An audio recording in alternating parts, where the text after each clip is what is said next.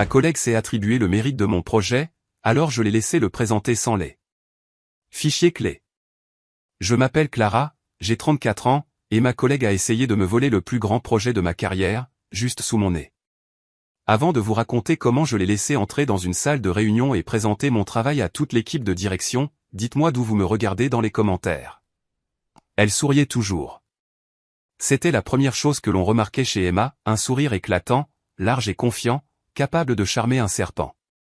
Elle était la coqueluche du bureau, et moi, j'étais celle qui faisait le travail, dans son coin. Dans le coin de cette salle de réunion stérile aux parois de verre, je la regardais glisser entre les cadres, rire à une blague d'un directeur, toucher le bras de notre manager, Marc, d'un air rassurant.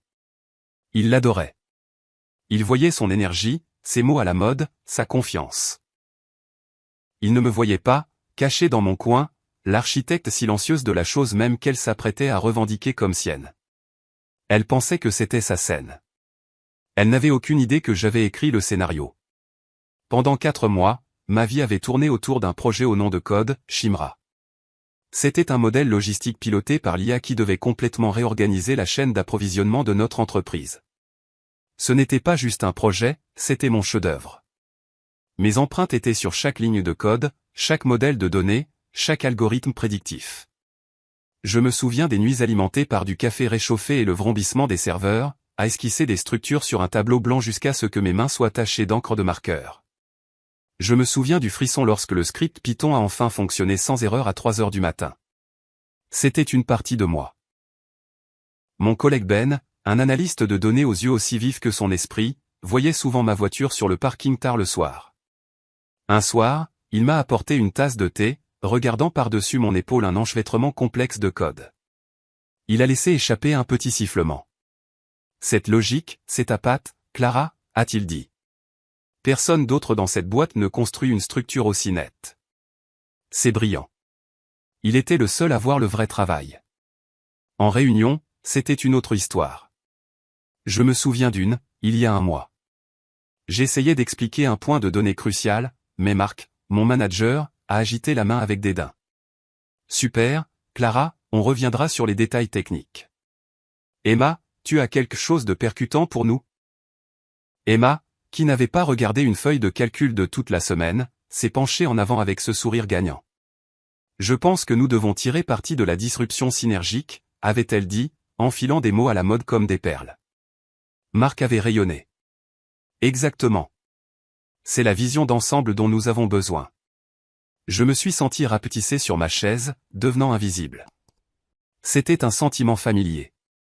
La tempête a éclaté un mardi, 3 jours avant la grande présentation au vice-président de la stratégie. Je passais devant le bureau de Marc quand j'ai entendu la voix d'Emma, suintant la fausse modestie. Et bien sûr, j'ai passé toute la nuit à finaliser le modèle d'IA, disait-elle. C'était une bête, mais j'ai finalement réussi à le dompter. Je me suis arrêté net. Le gobelet en plastique dans ma main me semblait incroyablement lourd. Mon sang s'est glacé. Elle récitait mot pour mot les conclusions clés de mon rapport de synthèse.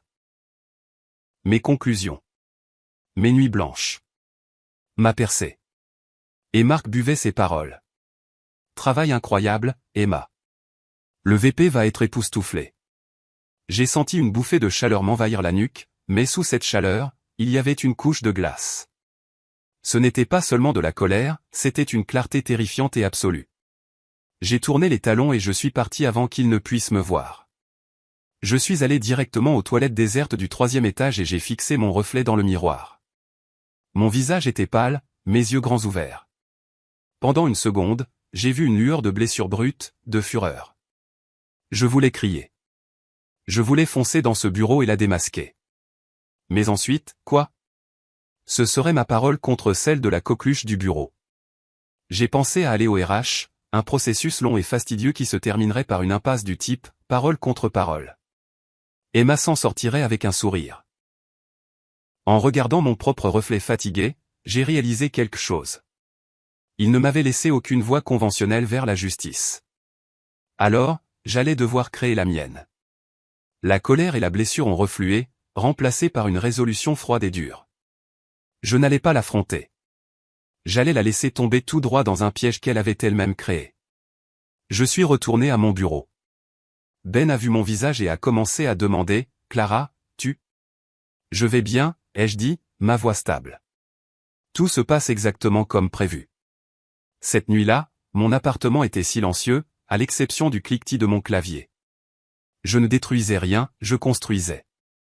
D'abord, j'ai pris mon chef-d'œuvre terminé et parfait de 32 diapositives, le vrai projet Shimra, et je l'ai sauvegardé sur une clé USB argentée et élégante. Chaque graphique était vérifié 3 fois, chaque point de données validé. Ensuite, je me suis tourné vers le serveur partagé de l'entreprise. Je savais qu'Emma était paresseuse. Je savais qu'elle copierait simplement la version qui s'y trouvait quelques minutes avant la réunion.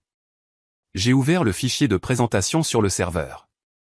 C'était mon brouillon de travail d'il y a une semaine, plein d'idées, mais les données de base étaient incomplètes. Les graphiques portaient la mention « placeholder », les analyses clés menaient à des impasses. Cela avait l'air plausible à première vue, mais s'effondrerait à la moindre analyse. C'était le piège parfait. Mon dernier geste était ma police d'assurance.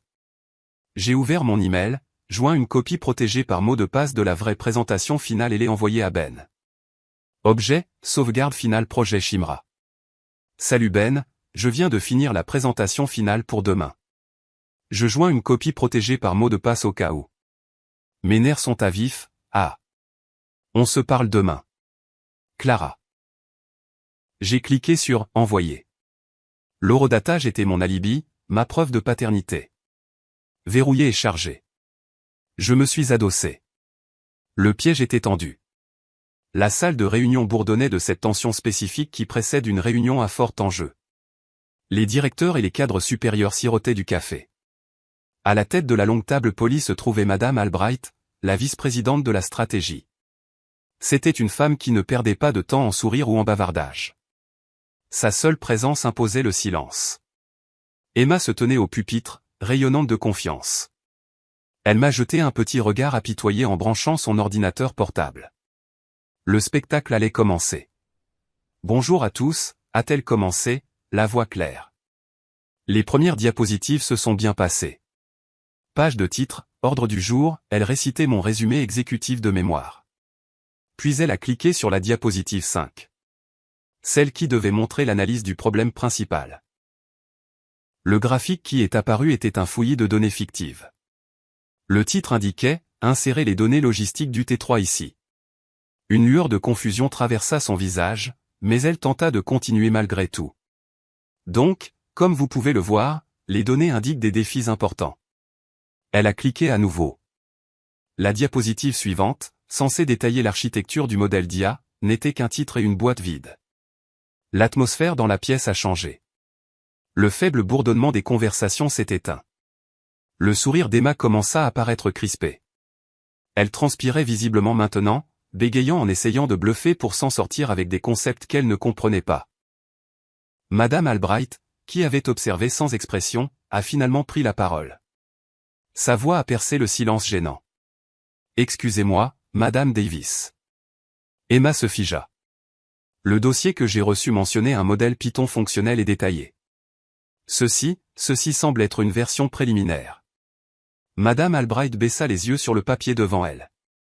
Il est écrit ici, a-t-elle poursuivi, sa voix dangereusement neutre, que Clara Anderson était l'analyste de données principale qui a développé ce modèle. Toutes les têtes dans la pièce se sont tournées vers moi. Les yeux perçants de Madame Albright m'ont trouvé dans mon coin. Madame Anderson, peut-être pourriez-vous nous éclairer à ce sujet? J'ai pris une lente inspiration. Oui, je peux. Je me suis approché du pupitre, j'ai sorti la clé USB argentée de ma poche et je l'ai branchée calmement. Ce faisant, Emma m'a lancé un regard de pur venin. Je l'ai ignoré. Ma présentation est apparue à l'écran.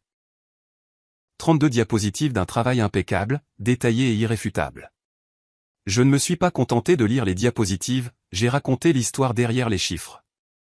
Quand un directeur a posé une question difficile sur les données aberrantes, j'ai répondu sans hésitation.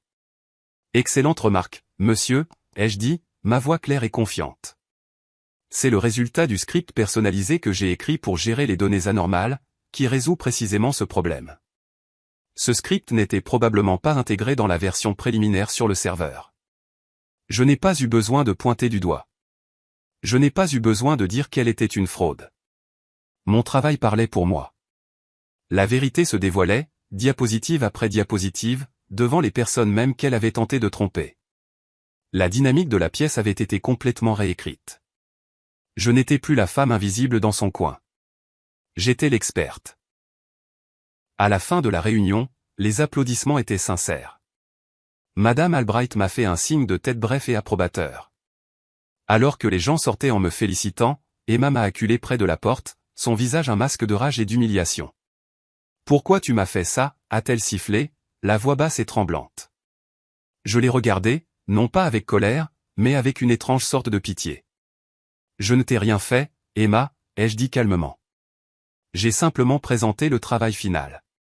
C'est toi qui as choisi de présenter un brouillon. » J'ai fait une pause, laissant le poids de l'instant s'installer entre nous. « Tu n'as pas seulement essayé de voler mon projet, » ai-je dit, ma voix baissant jusqu'à un quasi-murmure. « Tu as essayé de voler mon avenir. Je t'ai simplement donné celui que tu méritais vraiment. » J'ai soutenu son regard une seconde de plus, puis j'ai tourné les talons et je suis parti sans me retourner. La conversation était terminée. La limite était tracée, de façon permanente.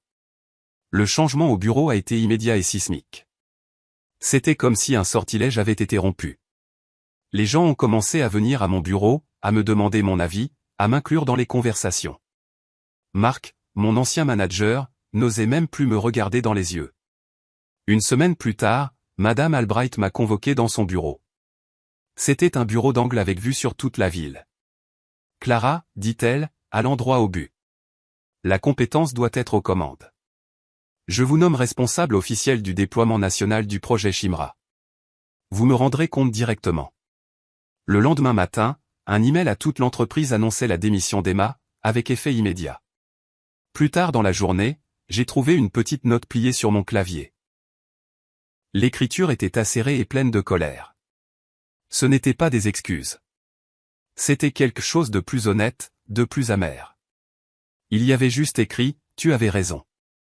6 mois se sont écoulés depuis ce jour. Je dirige maintenant une équipe qui s'appuie sur les fondations du projet Shimra. Parfois, au milieu d'une grande présentation, debout devant la haute direction, je pense à cette note. Je l'ai toujours, non pas comme un trophée, mais comme un rappel. Un rappel que la voix la plus forte n'est pas toujours la plus juste, que parfois, la seule façon d'être entendu est de laisser son travail parler de lui-même. Il m'a fallu du temps, mais j'ai finalement appris cette leçon. Et dans le doux vrombissement des serveurs et la logique nette de mon code, mon travail parlait désormais dans une langue que personne ne pourrait plus jamais voler. Merci beaucoup d'avoir écouté mon histoire. C'est une histoire folle, je sais. Je suis curieuse. Est-ce que quelqu'un a déjà essayé de s'attribuer le mérite de votre travail? Et comment avez-vous géré la situation? Dites-le moi dans les commentaires ci-dessous, j'adorerais lire vos histoires. Et si vous avez aimé, n'hésitez pas à laisser un like et à vous abonner pour plus de contenu. Ça aide vraiment la chaîne. On se retrouve dans la prochaine vidéo.